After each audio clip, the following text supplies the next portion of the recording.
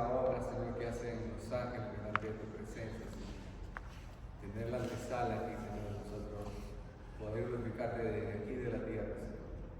Y decir cuán grande eres, Señor, cuán maravilloso. Y ahora que vamos a empezar, Señor, a exponer tu palabra, te ruego que me ayudes, Señor, para transmitir tu palabra de una manera sencilla, Señor, y eficaz. Y dispón nuestros corazones para entender, Señor, para comprender tu palabra, para que podamos ponerla por obra, Señor. Haznos ver, Señor, las riquezas de tu palabra, Señor. Que alumbre nuestro entendimiento, Señor. Que sea como una lámpara que alumbre nuestro camino. Te lo pido en el nombre de Jesucristo, Señor. Y en Él te doy las gracias. Amén. Bien, hermanos. Supongo que saben qué tema vamos a hablar. Hoy estamos celebrando la resurrección de nuestro Señor Jesucristo. Y el tema que no podíamos evitar es hablar acerca de la resurrección de nuestro Señor Jesucristo. Ahora bien, la resurrección no era algo como está en nuestros tiempos, que casi ni se habla de eso. O sea, es muy poco lo que usted escucha acerca de lo que es la resurrección, del tema de la resurrección. Es más, he escuchado a algunas personas que piensan que es un mito en estos tiempos. Pero en el principio, después de la resurrección de nuestro Señor Jesucristo, parte del Evangelio, la esencia básica del Evangelio, era predicar acerca de la resurrección de nuestro Señor Jesucristo. Y el tema de resurrección era algo que estaba en las Escrituras desde antes de la resurrección de Cristo. Nosotros encontramos acerca de algunas personas que resucitaron. Por ejemplo, la primera persona que aparece en resucitar es el hijo de una viuda en los tiempos de Elías. Ella tenía su hijo, Elías va, ella alimenta a Elías y su hijo muere. Y ella dice, pero ¿qué pasa? ¿Por qué? Te estoy ayudando a ti y ahora muere mi hijo. Y Elías clamó al Señor y el Señor lo resucitó. O sea, el primer ejemplo de una resurrección lo encontramos en el Antiguo Testamento y es el hijo de una mujer extranjera, de una mujer que no pertenecía al pueblo de Dios. El segundo caso es la resurrección de otro niño, pero en este caso sí, esta mujer, la madre, era una mujer que sí pertenecía al pueblo de Israel. Esta mujer tuvo su hijo, es más, ella era estéril y a causa de servirle al profeta Eliseo oró y le concedió tener un hijo. Y ya cuando estaba grandecito el niño, le vino un dolor de cabeza y murió. Ella fue al profeta, clamó y Eliseo fue y resucitó a este niño. O sea que vemos una segunda resurrección aquí. Ese fue el segundo. El tercero registrado en la Escritura es aquel que el mismo profeta Eliseo ya había muerto, sus huesos descansaban en un cementerio. Y mientras iban a enterrar a uno de sus muertos, vino una banda de malhechores, de esos que suelen robar en los velorios. Llegan estos armados y cuando vieron que los iban a matar o a robar, dejaron al muerto tirado y a correr, porque venían. Y cuando sueltan al muerto, él cae en la tumba de Eliseo y el muerto resucita. Entonces vemos una tercera resurrección, y estas son las tres resurrecciones que hallamos en el Antiguo Testamento. Aun cuando alguien podría decir que el capítulo 37 de Ezequiel, el Valle de los Huesos Secos, es un tipo de resurrección, pero están estas tres. Y era importante la resurrección. ¿Por qué? Porque había un grupo importante en los tiempos de Jesús que no creía en la resurrección. Eran los saduceos. Es más, la mayoría de sacerdotes, los que del linaje sacerdotal eran saduceos. Es decir, y estos no creían en la resurrección, es más, se burlaban de la resurrección. A tal punto que llegaron a tentar al Señor con sus preguntas capciosas, ¿no? ¿Tú sabes cuántas veces que fue tentado el Señor? Y los escritores del Evangelio redactan esta historia. Jesús enfáticamente defiende el tema de la resurrección como una verdad de Dios. Ellos dijeron, ¿saben que había la ley del levirato? Es decir, si una persona, un hombre, se casaba con alguien y moría sin dejar hijos, el hermano, si tuviera hermanos, tomaría a la esposa. Y ellos exageraron y hicieron como para burlarse, o sea, como siendo lo de la resurrección, algo como se creen en estos tiempos, quizás algunos, como algo un Entonces le dice, maestro, había un hombre que se casó con una mujer y bueno, y murió sin dejar hijos y luego la tomó el hermano y luego también murió sin dejar hijos y el otro hermano y al final los 7 hermanos murieron y ninguno le dio hijos. Y, o sea, burlándose, ¿no? Diciendo, ¿y en la resurrección de quién será? ¿Mujeres? O sea, si los 7 estuvieron casadas con él. Entonces Jesús le dijo, erráis porque desconocéis las Escrituras y el poder de Dios. Y él les explicó que cuando los que eran dignos de alcanzar la resurrección, es decir, tiempo venidero, no se casarían ni se darían en casamiento. Pero él les aprovecha de darles la respuesta. Pero en cuanto a que si los muertos resucitan o no, que es la base de su teología de ellos, que no existía resurrección, ni ángeles, ni nada de eso. Y él le dice, no está escrito en la ley que dice que Dios es el de la zarza ardiente, dice que Dios, hablándole a Moisés, dijo que yo soy el Dios de Abraham, de Isaac y de Jacob.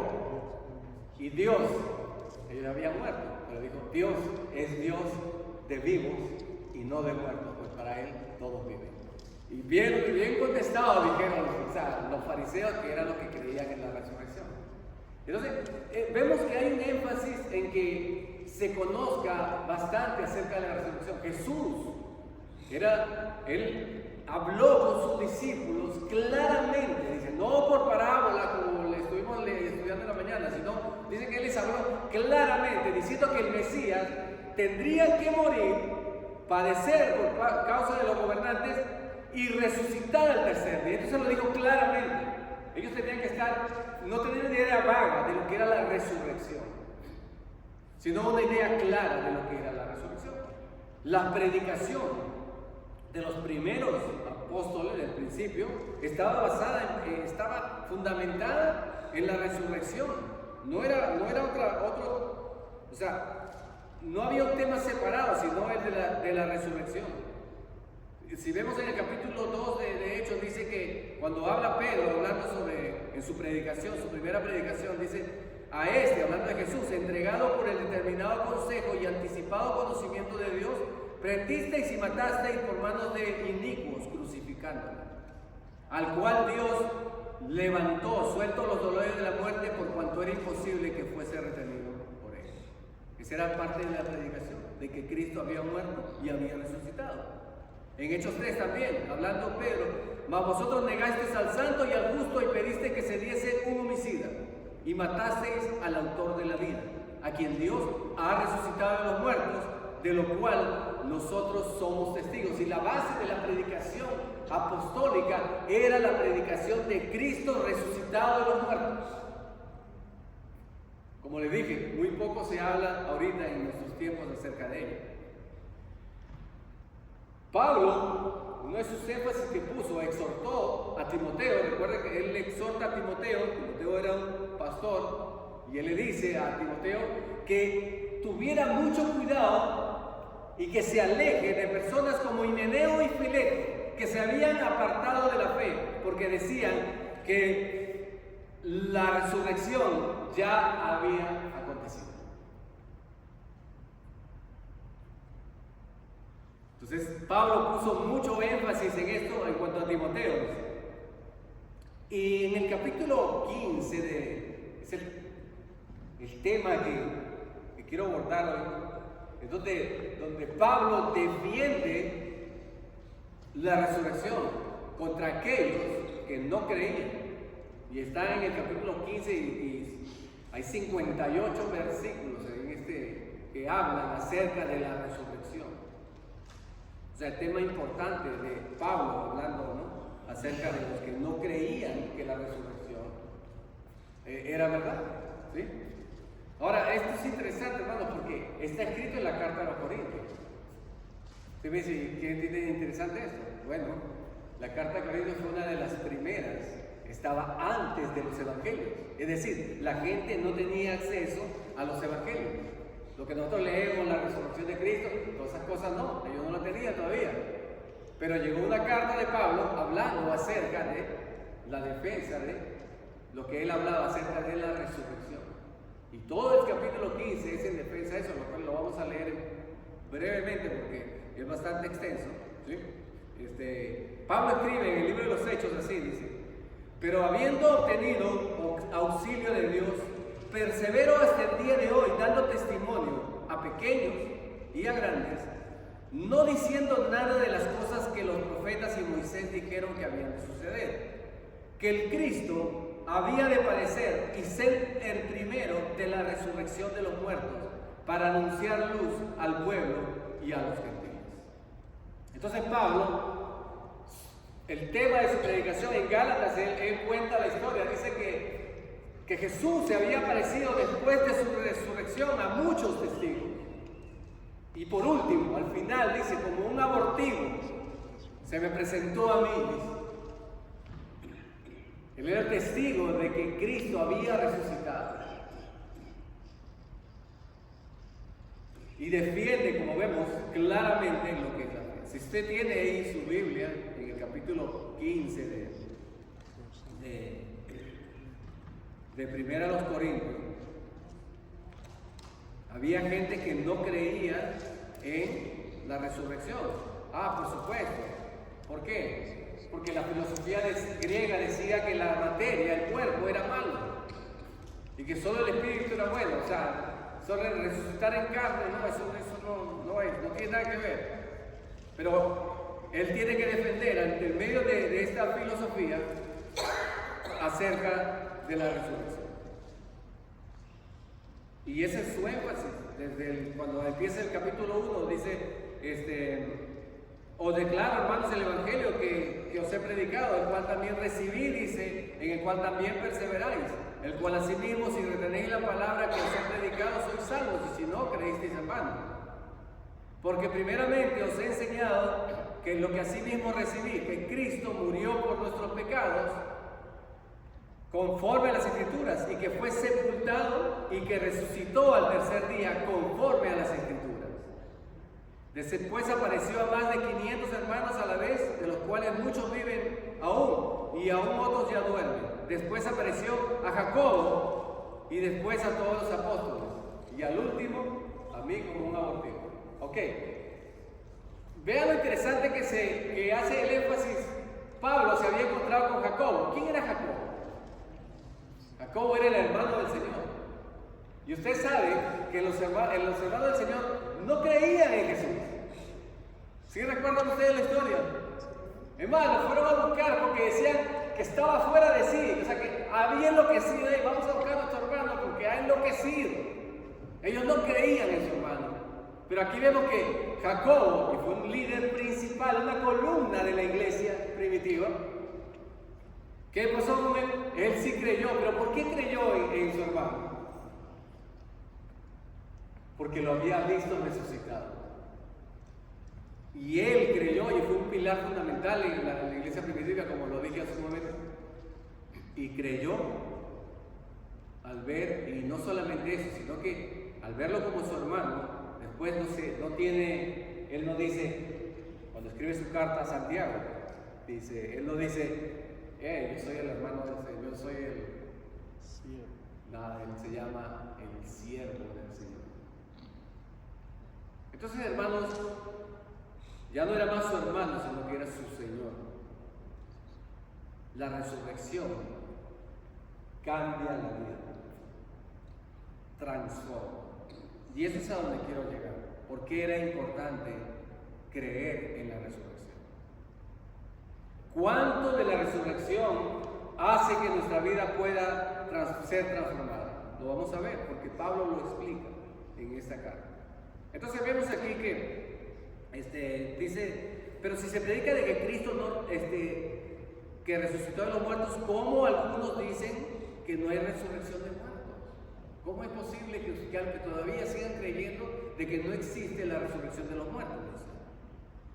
Y si Cristo no resucitó, vana es entonces nuestra predicación, vana también es nuestra fe, y somos hallados falsos testigos de Dios, porque hemos testificado de Dios que Él resucitó a Cristo, al cual no resucitó. Y si en verdad los muertos no resucitan, porque si los muertos no resucitan, tampoco Cristo resucitó. Y si Cristo no resucitó, vuestra fe es vana y aún estáis en vuestros pecados. Entonces también los que durmieron en Cristo perecieron.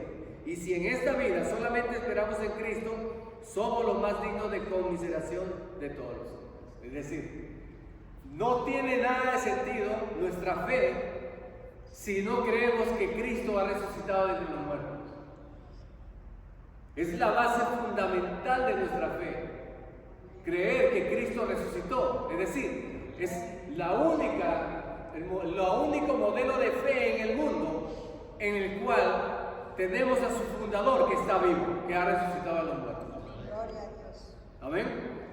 Entonces, Pablo sigue defendiendo esto, ¿no? Y él utiliza unas palabras que quiero que vean, detalles para que sepamos. Cristo ha resucitado, en el verso 20 dice, Cristo ha resucitado de los muertos, primicias de los que durmieron es un hecho. Ahora, cuando uno dice, es el primero, primicias, que Pablo utiliza un término especial. Él utiliza que Cristo es las primicias de la resurrección, primicias de la resurrección de los muertos. Esa palabra, hermanos, tiene que ver con una fiesta. Usted sabe, yo les he hablado a ustedes de la fiesta de la Pascua, ¿recuerdan? Cristo es nuestro Cordero Pascual, el corderito que mataba, ¿sí?, cuando el pueblo salió de Egipto y su sangre era puesta en los dinteles de la puerta. Bueno, esa fiesta consistía en, después de que se celebraba la fiesta de la Pascua, era seguida de la fiesta de los 7 panes, de los 7 días, la fiesta de 7 días de los panes sin levadura. Y luego, en medio de esa fiesta, había una ofrenda especial que se hacía. El rashid, lo que se llamaba las primicias. Es decir, era la cosecha y uno agarraba los primeros frutos y sacaba una espiga, una rama, y esa se iba y se ofrecía. Eso se llamaba las primicias, ¿no? Yo sé que muchos utilizan las primicias para sacar dinero y darles, traigan las primicias para que el Señor los pueda bendecir. No. Pero las primicias de las que habla es nuestro Señor Jesucristo. Él es la gavilla, es la primera cosecha, se podría decir. Nuestro Señor Jesucristo es el rashid, las primicias. Aquí lo dice Pablo, dice, Cristo ha resucitado de los muertos, primicias, el rashid, la fiesta esa de lo que se ofrecía, de los que durmieron es hecho, dice. Entonces Cristo es el principal y las primicias. El ver que Cristo ha resucitado es la esperanza que nosotros tenemos, una esperanza viva de que también seremos resucitados y transformados conforme a la imagen de Él. Y todo esto, hermanos, tiene que ver con el reino de Dios. ¿Por qué? Pablo lo expresa aquí cuando dice que luego cada uno en su debido orden, Cristo las primicias y luego los que son de Cristo serán resucitados, ¿sí? Y dice, y luego viene el fin. Cuando entregue el reino al Dios y Padre, cuando haya suprimido todo dominio, toda autoridad y potencia. Lo que está diciendo Pablo es que después de que venga la resurrección de los muertos, se va a establecer el reino de Dios. Cristo va a recibir todo el poder, todo el dominio y va a reinar sobre la tierra. Esto es lo que va a suceder después de la resurrección de los muertos. Pero si ustedes no creen, imagínense, ¿cómo pueden Esto es parte fundamental de nuestra fe. Y entonces él dice que aquí, que todas las cosas, dice que cuando le estén sujetas a Cristo, en su reino, él mismo se sujetará al que le sujetó a él todas las cosas, o sea, a Dios el Padre, para que Dios sea en todos. O sea, al final de los tiempos, hermanos, después de la resurrección de los muertos, cuando, como dijo Jesús, llegará el día y vendrá el día en que de los muertos oirán la voz del Hijo del Hombre y se levantarán de sus tumbas. Esta es una verdad fundamental. Ahora bien, dice, ¿por qué nosotros peligramos a toda hora si no los muertos no? Os aseguro, hermanos, por la gloria que de vosotros tengo en nuestro Señor Jesucristo, que cada día muero, dice, si como hombre batallé en Éfeso contra fieras, ¿de qué aprovecha? Dice, si los muertos no resucitan. Comamos y bebamos, porque mañana moriremos. Y aquí Pablo dice, hermanos, una palabra que constantemente nosotros repetimos, lo hemos oído muchas veces, pero si usted ve el contexto, mire lo que dice. Dice, no erréis, las malas conversaciones corrompen las buenas costumbres. Y a veces lo utilizamos, y no está mal, para que cuando hablamos cosas que no se deben hablar, dice, vaya, no hable esas cosas, porque eso puede corromper nuestras buenas costumbres. Pero en realidad está hablando del tema de la resurrección. Es decir, el no creer en la resurrección implica, es como, bueno, si, total, mañana me muero, ¿cuál es el problema? Si me muero mañana y no hay resurrección de muertos, ¿para qué? Voy a llevar mi vida como mejor me parezca. Como dice aquí, comamos y bebamos, mañana moriremos.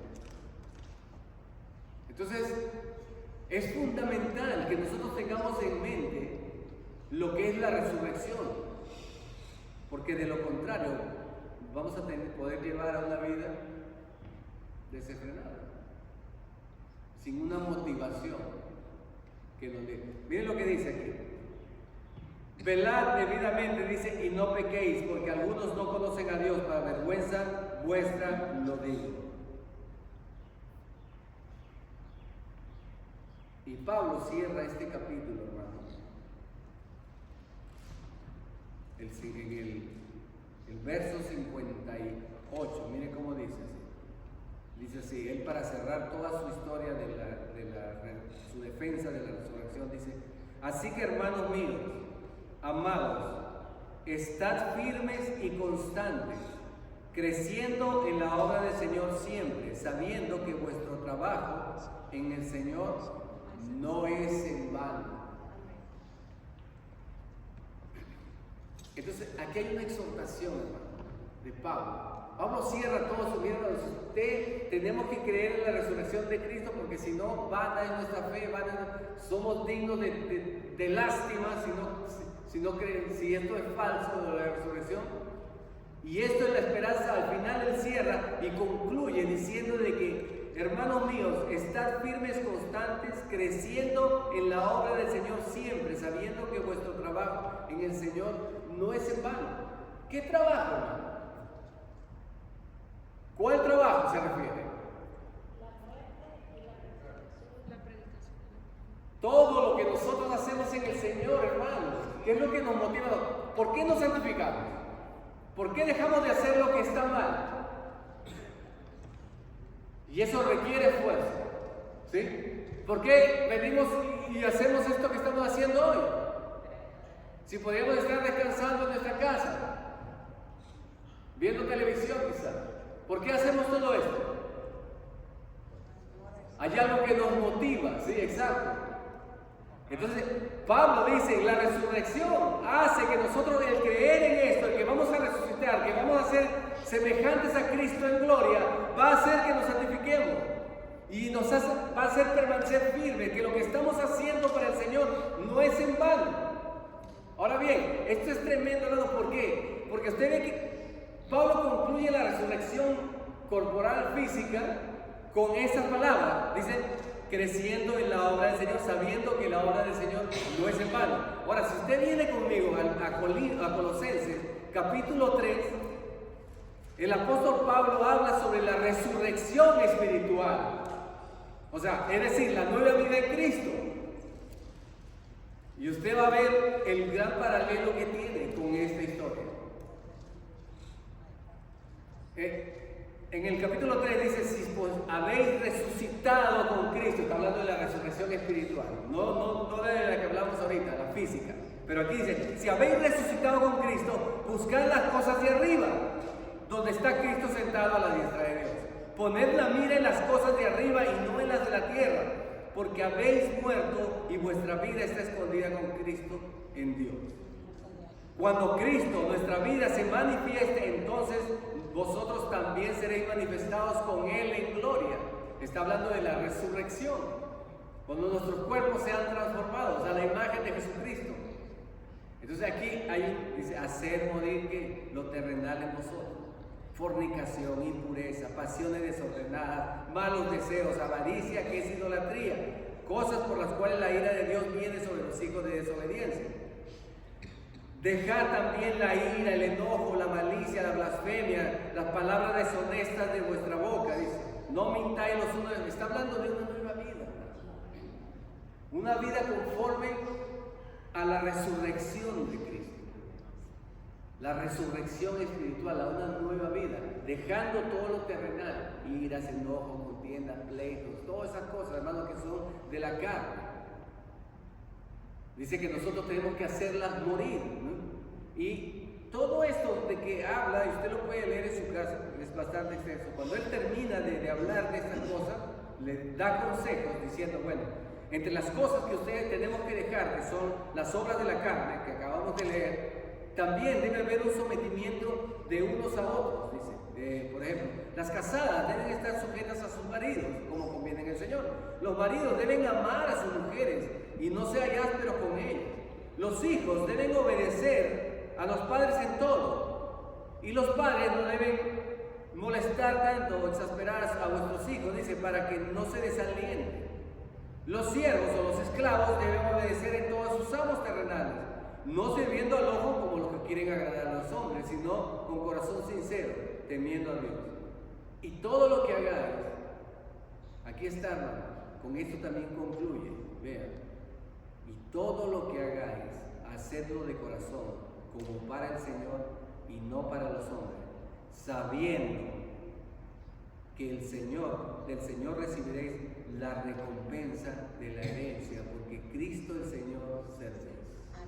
Amén. Entonces, hermano, la resurrección física de la que habla y la resurrección espiritual tiene al final su conclusión la misma recompensa.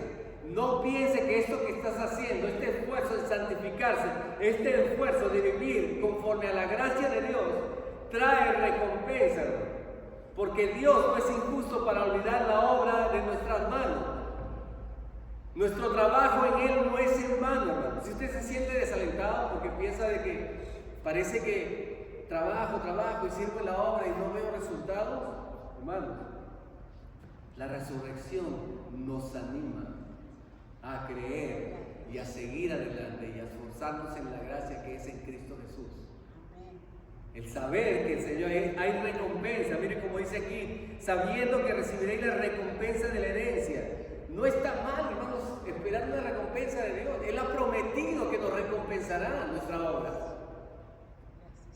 Es más, dijo, hacer tesoros en los cielos. Deberíamos hacer nuestros tesoros en los cielos, motivados por la fe, la creencia en la resurrección. Es tremendo, hermanos, saber que nuestro Señor Jesucristo se levantó. ¿Recuerdan ustedes cuando las mujeres fueron a ver? Muy de mañana llegaron y la tumba estaba vacía. ¿Y qué le dijeron los ángeles? ¿Por qué buscáis entre los muertos al que vive? ¿Sí? Mirad, no está aquí, ha resucitado, hermano. Ese es nuestro Señor Jesucristo. Y aquel que resucitó nos ha prometido resucitarnos en el día postrero, hermano, ¿sí? Para la gloria de su nombre. Amén. Y seremos transformados con cuerpos espirituales conforme a la imagen de nuestro Señor Jesucristo. Por tanto, hermanos, no desmayemos, porque nuestro trabajo trabajo en el Señor no es en vano, hermanos. Amén. Bueno, quería cerrar con esto, hermanos. Un mensaje breve, pero hermanos, que estemos conscientes de esto. La resurrección es importante, un tema importante en nuestra vida. No es un mito, no es una historia por allá que, no, es parte fundamental de nuestra fe. Amén. Padre, yo te alabo, Señor, en esta tarde, por la gracia que tienes para con nosotros. Te ruego, Padre, de que nos ayude, Señor, el saber de que Cristo ha resucitado. Nos ayude a entender y a santificarnos más y a trabajar y esforzarnos en tu obra, sabiendo, Señor, plenamente que nuestro trabajo en ti, Señor, no es en vano, Señor. Hay recompensa, Señor. Y gracias te damos, Señor, porque eres un Dios justo y misericordioso, Señor. Gracias te doy por mis hermanos, Señor. Te ruego por ellos para que los guardes, para que los bendigas, Señor. Y ponga, Señor, ese deseo de santificarnos cada día más en nuestros corazones. De esperar en ti, Señor. Que seamos instrumentos para la gloria de tu nombre. Te lo pido en el nombre de Jesús.